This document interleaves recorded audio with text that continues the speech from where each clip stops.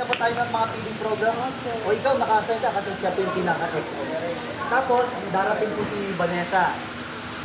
Na umiiyak, sabihin niya, EXO, ikaw po yung EXO, si Mr. ko, may sariling linya naman yun.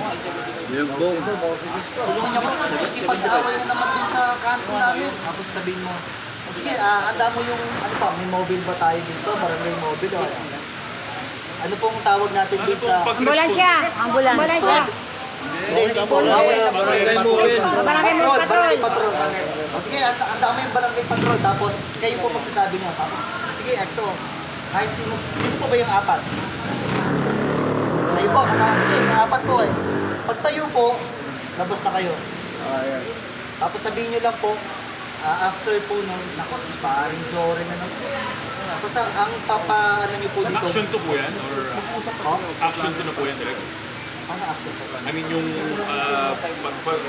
first sequences yung nag-uusap kami, then arrive ni Van. Tapos po, larga na. After nung line po na pakuha ko yung ano, Pakuha nyo. Tapos, Barangay Patrol. opo. After po nun, adlib. Dire-diretso po yan. Si paring Jory pa. Paano ko malalaman na ano? Alam ko kagad kasi husband ni Van. Oo, ni Van.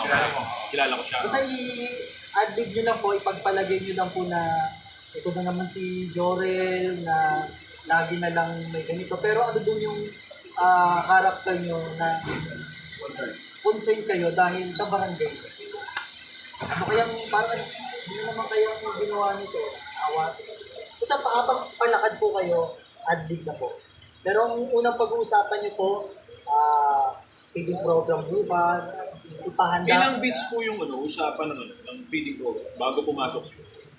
Pag nag-senyas po ako, papasok na po sa on cue. Tapos after po nun, nalagpasan nila yung camera. Kahit, pwede bang magamit yun? Sasakay lang po kayo? Yun, doon na, pupunta na po kayo doon. Pag nagpas ng camera, cut, tapos punta tayo doon. Cut na yun. Pagbalik po, bit-bit nyo na yung mga nag-away. Pero mamaya po yun, yung one scene mo nung natin. O, ganun lang po Pwede rin, Wala